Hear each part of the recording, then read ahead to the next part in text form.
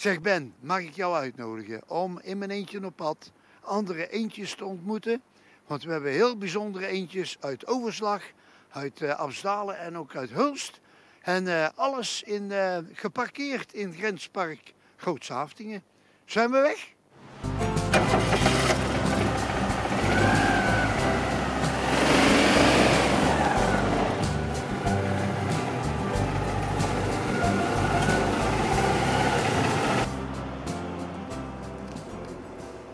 René, ik heb hier bij jou eend een prachtig zonnedakje gezien. Ja. En nou heb je hem bij mij Er geïnstalleerd. zit er ook eentje op, ja. Nou. En waartoe dient dat zo? Dat is om lekker met open lucht te rijden en toch je hoofd niet te verbranden. En je kan gewoon je eigen dak dichtschroeven. Je hoeft er geen moeite voor te doen. Het is een hele simpele oplossing. Voor een simpele auto een goede oplossing. En waarom heb ik van jou dat en van jullie dat? Houd maar op vriendschap. Dankjewel. Dus eigenlijk een soort ruiling eigenlijk. Hè? Ja, inderdaad. Ja. Zeg, nou heb je nog een gele lamp. En waarom een gele? Dus een gele lamp die hoort eigenlijk bij een eend. Want in Frankrijk mochten vroeger geen witte lampen voeren. Moesten gele lampen voeren. Dus om een eend een klein beetje origineel te houden, doen we daar een geel lampje in. Nou, twee houd dan hem eens mee. op mijn hoofdhoogte, dan Ja, loop ik zo. tegen de lamp. Nou, boem. En dan kun jij hem installeren. Ja, dat gaat Nou, goed. jij bent een technische man, hè? Ja, een beetje toch. Een beetje toch.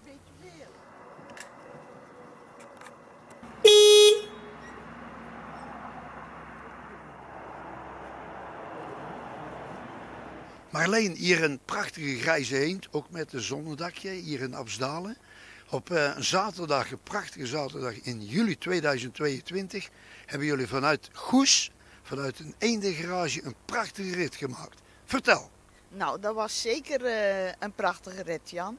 Het was een rit door Zeeland, een jubileumrit van de Deux Chevaux Club Nederland. Die deden elke maand toen zijn provincie aan. En nu was Zeeland aan de beurt. Dus we zijn gestart met 50 eenden in Goes.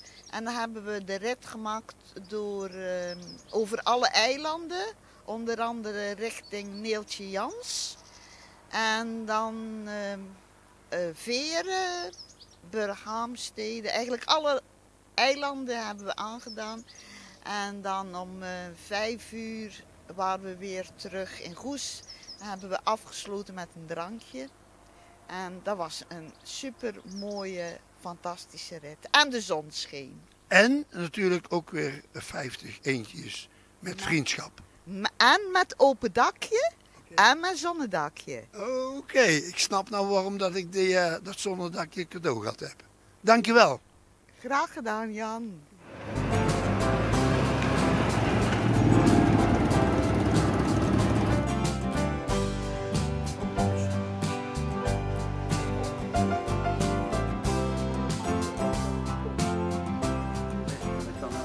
Nou, wij zijn hier in Hulst, in de Akkerwinde. Met wie heb ik het genoegen?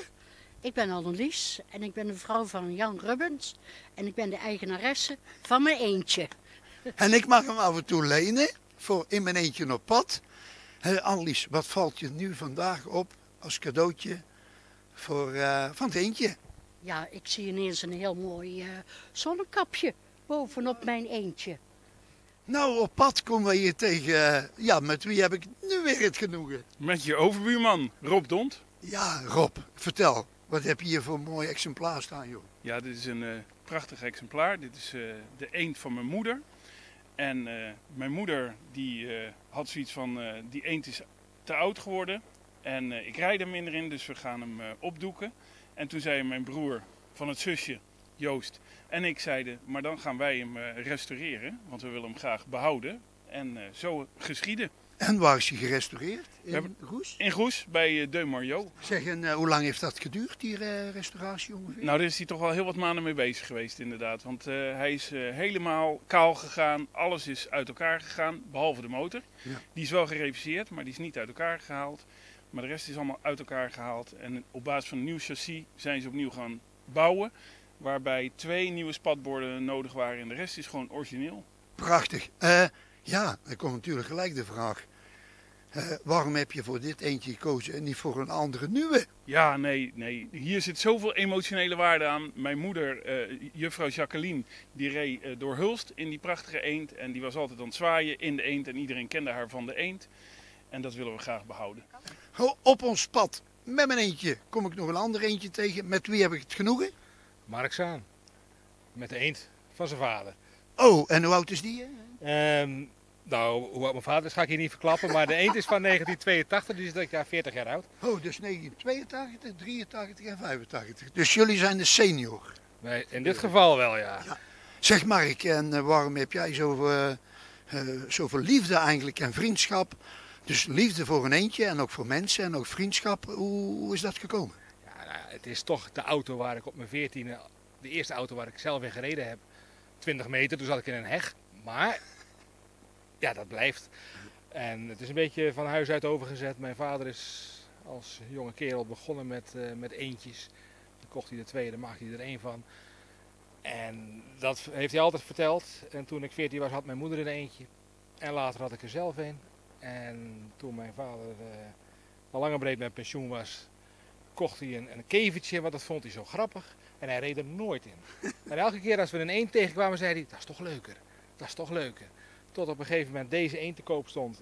En ik zeg tegen hem van, nou, dat is iets voor jou. Net zo knalkleur als je kever, maar wel een eend. Ja, zegt hij, als we nou die kever kunnen verkopen. Dus hebben we binnen een week de kever verkocht. En sindsdien hebben we de eend. En daar rijdt hij wel elke dag mee. Nou Marleen, wij zeggen altijd bij culinaire rondleidingen, de liefde van de man gaat door de maag. Maar bij een eendje?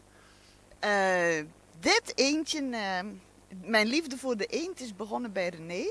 Ik ontmoette René en hij had een eend. En ik was direct verliefd op zijn eend. En daarna op René. En hoe lang is dat geleden voor de kijkers? 44 jaar. Oh, geweldig, Dus, hè? En nog steeds bij elkaar? Ja, en nog steeds bij elkaar. En hij onderhoudt mijn eend. Er zit al een nieuw chassis onder. En regelmatig kijkt hij de eend na. En dan, als er daar roestplekken aan zijn, dan werkt hij ze bij. En ik heb laatst een zonnedakje ook gekregen. Ah, ook van René. Nou, Ja. en wij hebben er ook een gekregen. Nou, ik heb mijn eend, van Annelies bedoel ik, heel scherp, onderhoudsbeurt gegeven. En die monteur, die was een stukje jonger als wij. En die kon dus bepaalde dingen niet vinden. Toen ben ik met ons eendje naar Absdalen gereden, naast die van jullie gezet. En toen wisten we de draadjes te zitten die niet op internet staan om aan te sluiten. En toen deed alles het weer. Heeft René gedaan. Via René, ja, de techneut. Ja. En zodoende rijd ik nog altijd met veel liefde en plezier. En ik ben eigenlijk ook mijn onderwijsloopbaan begonnen met het eendje van juffrouw Marleentje. En zodoende, dat verhaal hoorde ik daarnet ook. De kinderen als afsluiter van groep 2 naar groep 3 kregen ze een ritje in het eendje van juffrouw Marleentje. Okay. En toen zeiden ze allemaal, als ik later groot ben, wil ik ook zo'n eendje. Ja, juf, dat is leuk.